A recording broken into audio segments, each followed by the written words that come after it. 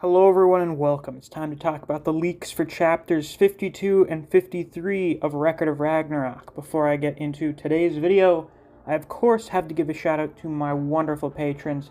Special thanks to Fuse, Neo, Dijon Redden, Anthony Chavez, Honey Mustard, Zach Rowitz, K-God, Chris Redfield, Scratch23, Rat, Ryzen 4K, Artist, Mac Campaign, and Wave of Manga. Thank you all very much for supporting me on Patreon. I greatly appreciate it, and if you too want to get a shout out at the start of videos or access to reviews for Solo Leveling and The Boxer, you can always become a patron as well. There's a link to my Patreon down in the description. If you haven't already, you should definitely subscribe and click that notification bell so you don't miss any of my uploads, and you should be sure to like and leave a comment on this video to help boost us up in the algorithm. It'd be a big help.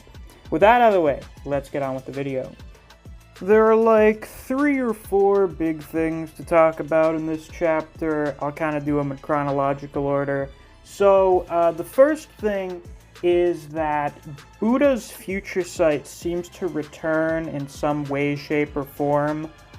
It's seemingly due to Hajin being freaked out by the fact that Buddha is not really bothered by Hajin being so much stronger than him.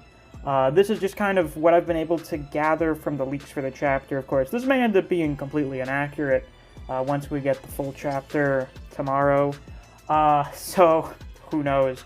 But that's really interesting. I did figure that was something that would probably happen, is that somehow, what I thought it was, is that Buddha would kind of partially relight the spark of Zarafuku within Hajin. And that would allow him to use his future sight again, but instead, it would seem that in this case, it's, inspiring some kind of human weakness within him.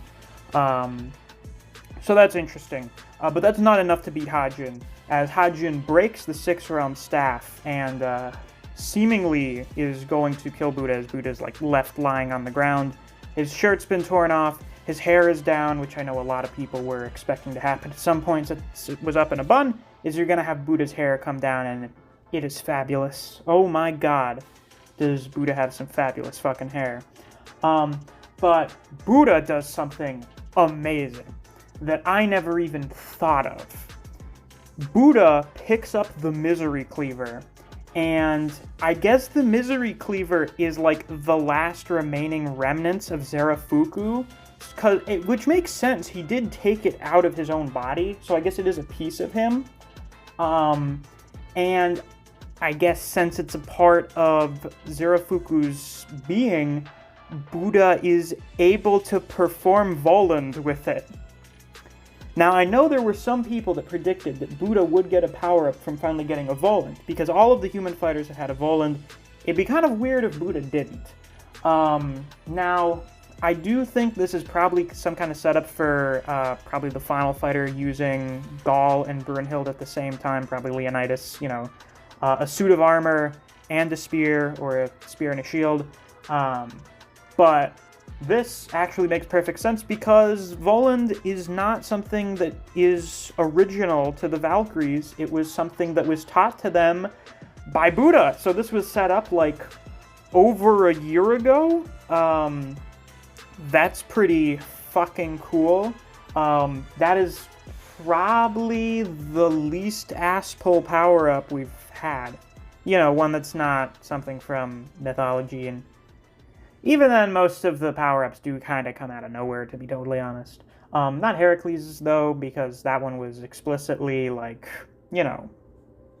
he still has other labors, so it would make sense that one of them would be a power-up. But yeah. That was a really cool twist for the power-up. I did not expect it. At the very least, I didn't expect it to be like this. So now, it's so good. You basically have Buddha and Zarafuku teaming up to defeat Hajin. And they do. The winner of round 6 of Record of Ragnarok is the Buddha, which I'm pretty happy about. Oh, by the way, I can't believe I fucking forgot to mention this. The Voland is the 7-branch sword.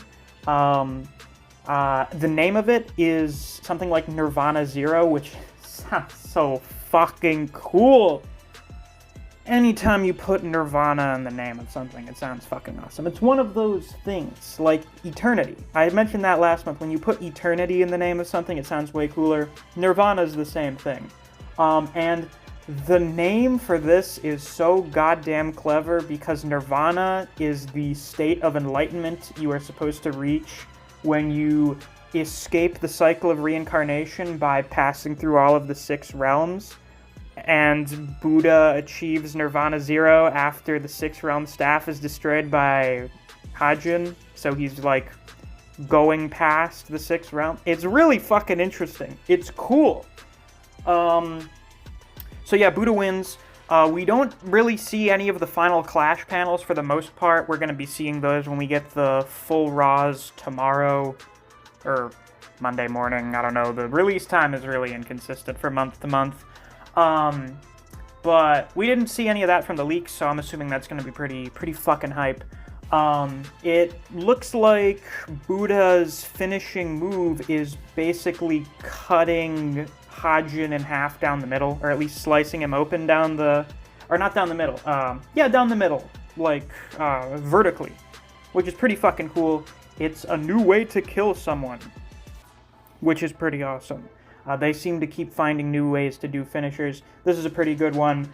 And basically the last thing that happens in the chapter is Zerafuku goes off with the rest of the 7 lucky gods, and they depart off to Niflhel, but Zerafuku is very happy and grateful to Buddha, and I'm pretty sure the 7 lucky gods are also happy they've, like, forgiven Buddha. So that's really cool to see. I was kind of worried that if Buddha, like, sacrificed himself to save Zerafuku, that would be kind of a retread of Heracles versus Jack the Ripper, but they didn't do that. And this fight was already kind of a retread of, like, Adam versus Zeus, so I was worried that, like, if Buddha had this really inspiring death, it would also be kind of retreading over that. But no, Buddha won. High difficulty, like really high difficulty, which seems to kind of be how it goes now. It seems like round 1 was the last time anyone was gonna get mid-diffed. So, yeah. These 2 chapters, as far as I can tell, are really good. I figure when we get the full chapters, I will probably have this fight above Lubu versus Thor and Shiva versus Raiden, but the quality of the fight really goes up once Hajin shows up.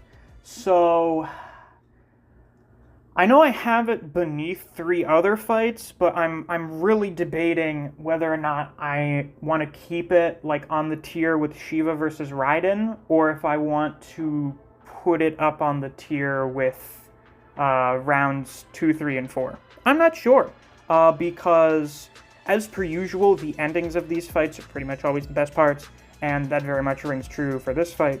So, yeah, I'm wondering how I'm going to feel about it once we get the full chapter. I'm probably going to have to do a reread.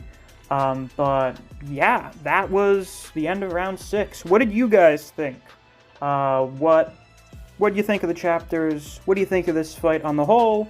What do you think they're going to do with Buddha after this? And who do you think is going to be going up next? If we're going to be following the Kengan Omega pattern, then the gods win the next round, but who knows? Maybe we'll break that pattern. Maybe this will be the time when the humans finally get the lead. If we're doing anything based on how this fight ended up with the matchups, then we're probably having Beelzebub go next, because Buddha was shown during the previous fight, and then he fought next. Maybe that's what they're doing with Beelzebub. Considering Beelzebub is a mad scientist, I personally think he's probably going to end up fighting Tesla. That should be pretty cool. And I do think that Tesla will probably win, unless Beelzebub ends up getting like this really big redemption story or something. Yeah, so with that, that's all I have to say for today's video. If you enjoyed, please be sure to like, comment, subscribe, and click that notification bell so you don't miss any of my uploads. I do Record of Ragnarok chapter reviews every month. Those will be coming out in a few days once we get the full English translations.